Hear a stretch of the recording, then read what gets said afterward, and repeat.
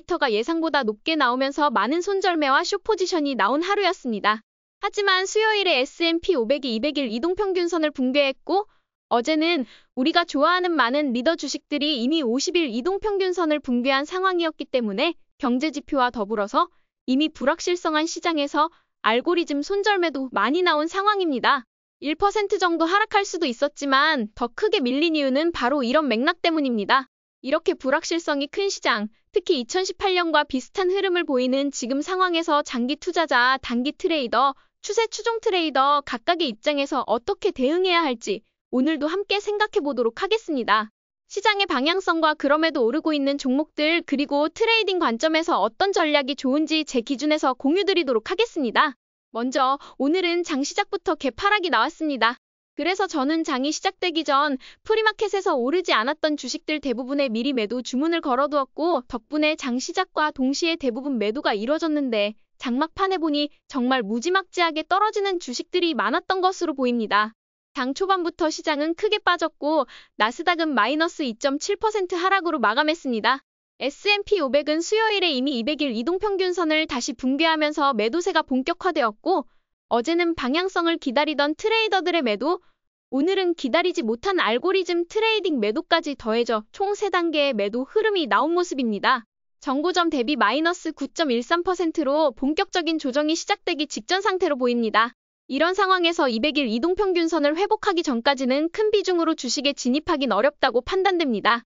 동일 비중 S&P 500에서도 자금이 대거 빠져나갔고 특히 200일 이동평균선이 붕괴되면서 피할 곳 없는 시장이 되어버렸습니다. 숏배팅이 강하게 들어온 모습이죠. 나스닥도 마찬가지입니다. 주요 이동평균선들이 모두 하향 곡선을 그리고 있고 201선은 평평해진 상태입니다. 이런 상황에서는 하락이 더욱 가속화될 가능성이 높습니다. 물론 아직 3월 11일에 저점을 완전히 깨진 않았지만 사실상 거의 그 수준까지 내려온 상황입니다. 정고점 대비 마이너스 14% 수준으로 빠졌습니다. 소형주는 거의 하락장에 진입한 모습입니다. 정고점 대비 마이너스 18% 수준이며 소형주를 많이 들고 계셨다면 오늘 하루 정말 충격적이었을 겁니다. 다만 소형주는 정고점이 작년 11월이었기 때문에 많은 분들이 피하셨을 것이라고 생각합니다. 오늘은 유틸리티를 제외한 거의 모든 섹터가 하락했습니다. 방어주조차도 더 이상 안전하지 않다는 신호가 나온 하루였고 그만큼 시장의 리스크가 커졌다는 뜻입니다. 그럼에도 유틸리티, 빅파마 종목으로는 자금이 몰렸기 때문에 오늘은 해당 종목들을 중점적으로 살펴볼 필요가 있습니다. 오늘 가장 많이 오른 테마 ETF는 유틸리티 ETF였습니다. 하지만 유틸리티 차트를 보면 명확한 추세가 보이지 않고 올랐다가 빠지고를 반복하는 박스권 장세입니다. 이런 장에서는 추세를 찾는 게 어렵고 트레이딩이 빠르게 이루어지지 않으면 순식간에 엄청난 손실이 발생하기 때문에 손절에 익숙하지 않은 분들은 차라리 현금 비중을 높이는 것이 좋습니다. 공포 사이클은 오늘로 26일째 이어지고 있습니다. 계속해서 사이클이 길어지면서 많은 분들이 지치고 다시 한번 극심한 공포 영역에 진입한 상황이지만 우리는 이런 시기가 결국 기회로 바뀐다는 것도 알고 있습니다. 그렇기 때문에 너무 비관적일 필요는 없습니다. 언제나 열린 마음으로 시장을 바라보고 갑자기 바뀌는 추세를 잡아서 돈을 벌어야 한다고 생각합니다. 2025년 3월 28일 금요일 기준으로 지금은 초단기 트레이더와 초장기 투자자만이 살아남을 수 있는 장세입니다. 나의 투자 스타일이 여기에 맞지 않거나 아직 충분히 훈련되지 않았다면 당분간은 현금 비중을 높이는 것이 가장 중요하다고 생각합니다. 지금은 주식 비중을 0에서 20%로 유지하는 것이 가장 적절한 장세라고 보고 있습니다. 중소형주 비중이 크신 분들은 더 조심하셔야 합니다. 지금 시장 상황은 작년 11월과는 전혀 다른 모습입니다. 앞으로 나올 데이터나 이슈에 따라 더 큰 변동성이 예상되기 때문에 계속해서 주의를 기울이셔야 합니다. 10년물 국채 금리는 이틀간 상승하다가 오늘 갑작스럽게 하락했습니다. 인플레이션 우려에도 불구하고 장기채의 롱 포지션인 TLT가 다시 돌파하면서 오르는 것을 보면 채권 시장 역시 상당히 예측하기 어려운 흐름을 보이고 있습니다. 저는 2월 말에 TLT에 진입했다가 최근 매도했고 다시 추세가 잡히면 재진입할 계획입니다. 금은 여전히 상승을 이어가고 있습니다. 이렇기 때문에 주식시장은 언제나 올라가는 자산이 있고 우리는 이런 것들을 지속해서 찾아야 한다고 생각합니다. 보유의 관점이 적절해 보입니다. 금에 비해 금광 주식들은 오늘 약간 하락했습니다. 제 포트폴리오에서 가장 큰 비중을 차지하고 있는 금광 관련 주식들도 오늘은 잠시 쉬어가는 모습을 보였습니다. 비트코인은 현재로서는 뚜렷한 상승 추세보다는 오히려 숏 하락 추세를 형성하고 있고 장기 투자 관점에서 보면 2월 25일부터 시작된 공포 사이클이 계속 이어지고 있습니다. 오늘로 22거래일째 공포 사이클이 이어지는 중입니다. 빅테크 친구들은 전반적으로 큰 하락을 보였습니다. 대표적인 리더주였던 넷플릭스와 팔란티어가 50일 이동평균선을 연이어 붕괴하면서 트레이더들의 손절매가 연쇄적으로 나온 것으로 보입니다. 팔란티어의 이번 돌파 신호는 실패로 끝났고 더 많은 시간이 필요했던 것으로 보입니다. 원래는 V자형 반등 패턴을 기대했지만 그 형태는 무산되었고 오히려 커비드 핸들이나 더블 바텀이나 추가적인 조정 구간이 나올 가능성이 높아졌습니다. 당분간은 지켜보는 것이 좋을 것 같습니다. 넷플릭스 역시 돌파에 실패했습니다. 저는 오늘 장 초반에 미리 매도 주문을 걸어두었기 때문에 약간의 손실만 보고 매도할 수 있었습니다. 팔란티어와 비슷한 차트를 보이고 있어서 당분간은 쉬어갈 가능성이 높아 보입니다. 메타는 오늘 200일 이동평균선을 장중 붕괴했지만 종가에는 200일 이동평균선을 지지하면서 버텨주었습니다. 하지만 조만간 다시 한번 붕괴될 가능성이 높아 보이며 아직은 시간이 더 필요해 보입니다. 50일 이동평균선을 돌파하기 전까지는 관망이 적절합니다. 테슬라는 첫 번째 저항을 맞고 하락한 뒤 현재는 다시 돌파 지점으로 되돌아온 모습입니다. 이로 인해 돌파 매수자들의 손절매나 수익 실현이 이루어질 가능성이 있기 때문에 당분간은 쉬어가는 흐름이 예상됩니다. 애플은 200일 이동평균선을 붕괴한 지점까지 다시 되돌아왔다가 하락했습니다. 단기 트레이더들의 매수세가 있었지만 다시 매도세로 전환된 모습입니다. 아직은 관망하는 것이 적절해 보입니다. 아마존도 최근 200일 이동평균선을 돌파한 뒤 다시 붕괴한 상태입니다.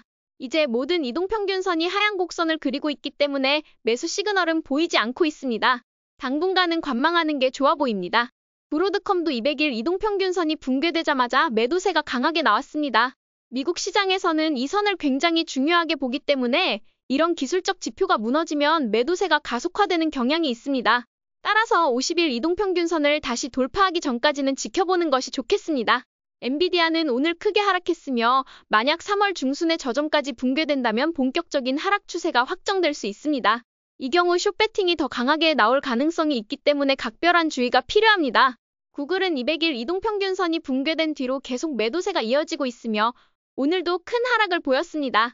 당분간은 쉬어갈 가능성이 높습니다. 마이크로소프트 역시 하락세로 전환된 모습입니다. 저는 현재 마이크로소프트에 대해 숏 포지션을 보유 중이며 앞으로의 흐름을 지켜보고 있습니다. 오늘의 리더 주식들을 살펴보면 엠너빈이 전체 주식 중에서 가장 많이 상승한 모습을 보이긴 했지만 전반적으로 크게 상승한 주식은 거의 없었습니다. 반면 4% 이상 하락한 주식들은 상당히 많았고 특히 비트코인과 관련된 종목들이 큰 하락세를 보였습니다. 그럼에도 불구하고 아직 단기 이동평균선의 정배열을 유지하고 있는 주식들이 있습니다. 오늘 새롭게 관심 종목에 편입된 주식은 어제 제가 매수한 Gilead Sciences와 Sprouts Farmers Market입니다.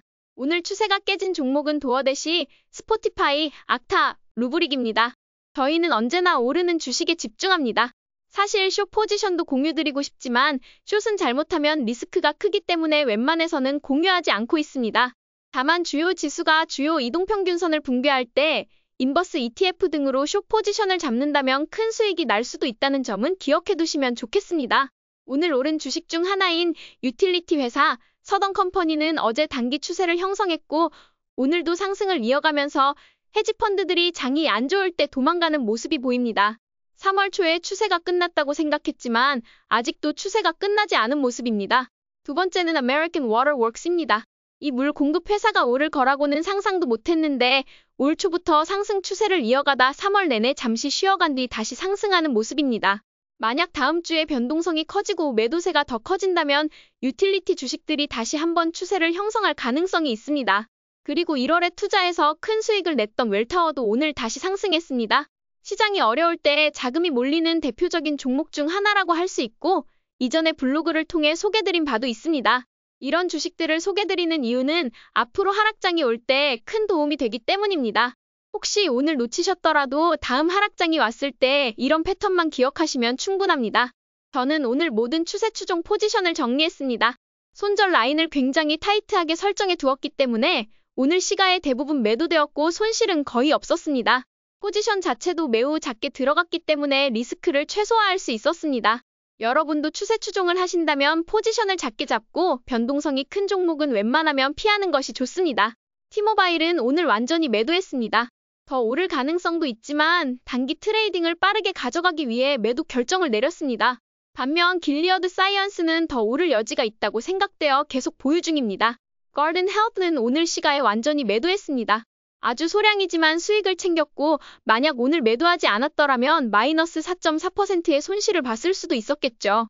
이렇게 단기 트레이딩은 굉장히 초단기로 장 초반에 시그널이 나온 종목을 매수하고 장 마감 무렵 수익이 나면 일단 일부라도 매도하는 전략이 효과적이라고 생각합니다. 오늘은 구독자 요청으로 셀시우스 홀딩스와 템퍼스 AI를 살펴보겠습니다. 알고리즘 트레이더로서 저는 하루에 300개가 넘는 기업을 빠르게 스캔합니다. 그렇기 때문에 빠른 기업 분석은 필수입니다. 오늘도 이 회사들이 경쟁사와 비교해 헤지펀드가 자금을 넣을 만한 기업인지, 매출과 주당 순이익은 빠르게 증가하고 있는지, 그리고 차트상 매수 포인트를 보여주는지 확인해 보겠습니다. 먼저 셀시우스 홀딩스입니다. 기능성 음료와 액상 보충제를 개발, 마케팅, 판매 및 유통하는 무알콜 음료 회사입니다. 현재 미국에 상장된 무알콜 음료 관련 기업으로는 프리머 브랜드, 코카콜라, 펩시 등이 있습니다. 제가 정리해놓은 2024년부터 2026년까지의 주당 순이익 예상치를 보면 여러분이라면 어떤 주식에 투자하고 싶으신가요? 제가 헤지펀드 매니저라면 고민할 필요 없이 프리머 브랜드에 투자했을 것 같습니다. 코카콜라와 펩시는 여전히 성장을 보여주지만 워낙 대형주이기 때문에 성장주로서의 매력은 조금 떨어져 보입니다. 반면 셀시우스는 차트를 보지 않아도 2024년 주가는 좋지 않았을 것 같은 느낌이 듭니다. 하지만 2025년에는 32%, 2026년에는 22%의 EPS 성장이 예상되며 턴어라운드 기업의 특징을 보여주고 있습니다. 프리머 브랜드의 2024년 이후 주가 흐름을 보면 정말 강력한 상승세를 보여줬습니다. 이처럼 실적이 좋고 차트가 좋은 종목은 반드시 관심 종목에 넣고 자주 관찰해야 합니다. 종목들의 악재나 호재 관련 뉴스를 찾아보는 것보다 차트를 통해서 가격과 거래량 그리고 주당 순이익에 대해서 공부하는 게 트레이더에게 더 좋은 수익률을 안겨다 줄 수 있습니다. 셀시우스는 지난 5년간 매출이 폭발적으로 성장한 대표적인 기업입니다. 그리고 아니나 다를까 주가는 그 영향으로 2020년부터 2023년까지 폭발적으로 상승하면서 최고의 리더주 중 하나였습니다. 다만 2024년에는 매출 증가세의 둔화로 인하여 조정을 받았지만 다시 성장이 시작되면서 주가도 회복세를 보일 가능성이 있습니다. 2024년 셀시우스는 추세 추종이 다소 어려웠지만 그래도 약 5번의 매수 기회를 주면서 의미 있는 수익 구간이 있었습니다. 성장이 둔화되었을 때 나오는 특징인 200일 이동평균선 붕괴가 자주 나오면서 성장이 흔들렸다는 것을 알 수 있었습니다. 특히 6월에는 50일 이동평균선이 붕괴되며 완벽한 숏 시그널을 만들었고 이 구간에서 숏 포지션을 잡았다면 큰 수익을 올릴 수 있었을 것입니다. 2024년 10월 이후에는 지지선과 저항선을 만들고 있는 중이며 최근에는 거의 5개월간 이어진 저항선이 200일 이동평균선과 맞물리면서 돌파 직전의 모습을 보여주고 있습니다. 다만 현재 주가가 50일 이동평균선과 멀리 떨어져 있어 평균 회귀 현상이 나올 수 있기 때문에 조심스럽게 접근해야 합니다. 올해는 턴어라운드 종목이 강세를 보이는 장세이므로 계속해서 지켜볼 필요가 있습니다. 두 번째는 현재 한국인 투자자들에게도 많은 관심을 받고 있는 템퍼스 AI입니다. 템퍼스 AI는 인공지능 기반 정밀의료 회사로 같은 업종에는 가든 헬스, 너테라, 브라셋 등이 있습니다. 이들의 EPS 예상치를 비교해보면 제가 헤지펀드라면 무조건 템퍼스 AI에 투자했을 것 같습니다. 2025년 EPS 성장률이 48%, 2026년에는 무려 132%가 예상되고 있습니다. 올해는 다른 정밀의료 기업들이 주당 순이익이 마이너스로 예상되는 가운데 템퍼스 AI는 압도적으로 좋은 실적이 기대되는 상황입니다. 매출 역시 성장주답게 꾸준히 상승하고 있지만 아직 적자를 벗어나지 못한 상태입니다. 다만 바이오 기업의 특성상 적자는 반드시 나쁜 것은 아니며 내년에 흑자 전환이 예상되면서 132%의 EPS 성장이 기대되는 점은 매우 긍정적입니다. 스포티파이와 도어대시가 흑자 전환되면서 세 자릿수 EPS 성장을 보여준 해에 어떤 수익률을 보여줬는지 기억하고 계신다면 내년에 얼마나 많은 돈을 템퍼스 AI에 투자해야 할까 가늠조차 하기 힘듭니다. 저는 현재 현금 비중이 거의 80%에 다다르기 때문에 기회가 보이면 투자를 계획하고 있는 기업입니다. 템퍼스 AI는 올해 저에게도 엄청난 수익을 안겨준 종목입니다. 특히 50일 이동평균선을 역대급 거래량으로 돌파할 때 1차 매수를 했고 정고점을 돌파할 때 2차 매수를 진행했습니다. 이후 정고점 돌파가 실패했을 때 2차 매수분을 매도하면서 손실이 약간 있었지만 이동평균선들이 붕괴되기 시작할 때 수익을 지키면서 매도를 완료했습니다. 이 전략으로 각각 65%, 35% 수익을 올릴 수 있었습니다. 지금은 뚜렷한 매수 또는 매도 포인트가 보이지 않기 때문에 관망 중입니다. 하지만 EPS 성장률과 흑자 전환 가능성을 고려하면 매일 차트를 확인하며 리더 리스트에 등록해두고 있으며 매수 시그널이 보이면 바로 공유드릴 예정입니다. 지금은 차트가 무너져 있고 트레이더들의 관심이 너무나 뜨겁기 때문에 장기 투자자가 아니라면 관망이 적절해 보입니다. 오늘의 결론입니다. 현재 추세 추종 관점에서는 보유 중인 종목이 없습니다. 단기 트레이딩은 더욱 빠르게 진행할 예정이며 장 초반 강한 모습을 보인 종목을 매수한 뒤 장 마감 전 매도세가 나오기 전 25%라도 먼저 매도하고 손절가는 마이너스 1%로 타이트하게 설정해 무조건 손절을 진행할 계획입니다. 여전히 보험주, 빅파마 등이 강한 모습을 보이고 있지만 유틸리티가 오르는 장세는 성장주에게는 최악의 환경입니다. 지금 투자를 진행한다면 하락 확률이 더 높은 구간일 수 있습니다. 물론 반드시 하락하는 건 아니지만 반복되는 하락이 이어지면 현금까지 모두 소진할 수 있으니 당분간은 지켜보는 게 적절해 보입니다. 이미 주식 비중이 100%인 분이라면 앞으로 들어오는 현금만큼은 무조건 천천히 아주 분할 매수 형태로 접근하시고 트레이딩을 하신다면 더욱 신중하게 지켜보시기 바랍니다. 주식시장에서는 인내심과 절제가 가장 중요하다고 생각합니다. 엄청난 폭발적 성장을 보이는 주식은 1년에 두세 개밖에 되지 않기 때문에 엄청난 수익을 얻으시려면 반드시 인내심을 가지고 기다리셔야 합니다. 죽어도 못 기다리겠다 하시면 그냥 S&P 500 ETF를 적립식 투자하시기 바랍니다. 오늘도 저희 전략이 재미있으셨다면 좋아요와 구독 버튼 눌러주세요. 지금까지 방구석 헤지펀드 매니저 라일라였습니다. 감사합니다.